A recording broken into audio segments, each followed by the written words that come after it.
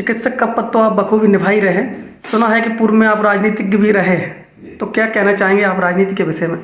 देखिए, दल विशेष के बहुत बड़े पद पर मैं प्रवक्ता पद पर कई कई वर्षों तक रहा, लेकिन पिछले 15 सालों से राजनीति से पूरी तरह दूर हूँ। राजनीति के बारे में मेरा सिर्फ ये कहना है कि राजनीति एक पतिव्रता स्त्री के समान, सौभाग्यशाली स्त्री के समान, सौभाग्यवती स्त्री के समान है, जो जनता जनार्दन को अपना परिवार समझकर उसकी सेवा करती है और उसके सुख दुख में उसका साथ देती है और उसके पैर के कांटे निकालती है, उसके लालन पालन भरण पोषण इत्यादि सबकी व्यवस्था करती है। लेकिन आजकल ये पतिव्रता स्त्री का स्वरूप बदल गया है, अब नेतागिरी के रूप में आ गया है। नेतागिरी मैं समझता हूँ कि एक वेश्या की तरह होती, जब जो मिला उसकी संगत में वो आगे बढ़ती चली जाती, तो राजनीतिक स्वरूप अब नहीं रहा। एक चीज। दूसरी चीज, किसी वक्त निश्चित तौर पर राजनीति में बहुत शुचिता थी।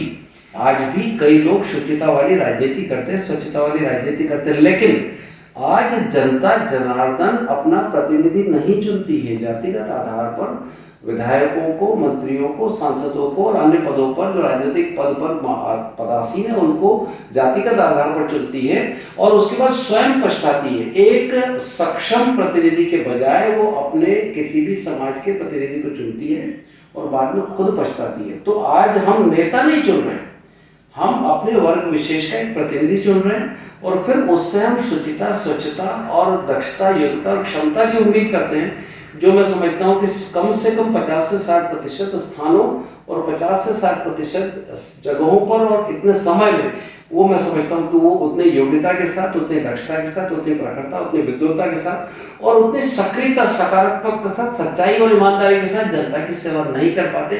इसलिए आप देखिए, राजनीति लगातार कलुषित होती जा रही है और राजनीति का एक जो स्वरूप इन दिनों आया है वो इस तरह का आया है कि लोग अक्सर एक बार चुनने के बाद उसको बदलाव की बात सोचते हैं और बहुत ऐसे बहुत सारे प्रतिनिधि आज भी हैं जो कई बार रिपीट होते हैं।